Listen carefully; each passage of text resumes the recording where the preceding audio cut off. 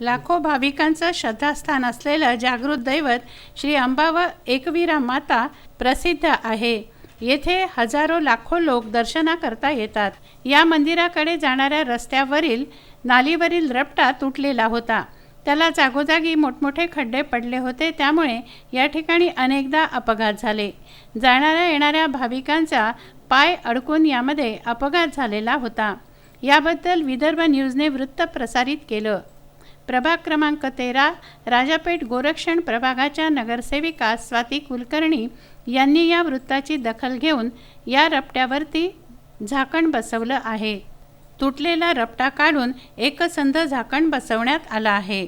आपणही येथे अपघात घडलेला पाहिला होता व त्याची दखल घेऊन आपण ही दुरुस्ती करवली आहे, असं चंद्रशेखर कुलकर्णी यांनी सांगितलं आहे। प्रभाग क्रमांक 13 अंबापेठ प्रभाग याचं नाव आहे ह्या प्रभागाचं आणि म्हणजे प्रभागामध्ये अनेक ठिकाणी प्रॉब्लेम नाही आहेत अशातला असा काही भाग नाही आहे। पण हा इथला जो प्रॉब्लेम होता तिथे आई आहे, आपलं ग्रामदैवत आहे, आई अंबाबाईचं दरबार आहे, इथे एकविरा मातेचा दरबार आहे।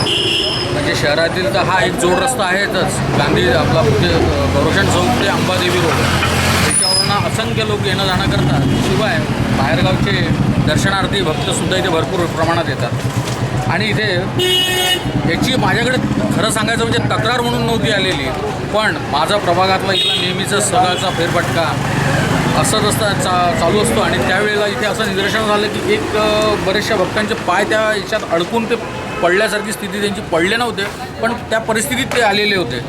तर हे लगेच मनाला थोडंसं खटकलं आणि ताबडतोब त्या संदर्भात संबंधित विभागाशी संपर्क साधून त्याचा थोडा पाठपुरावा करावाच लागतो। कारण काय चाललं आहे हे मला विशेष सांगायची गरज नाही, सगळ्यांनाच कळतं आहे की काय कसे कामं किती त्वरित होतात ते।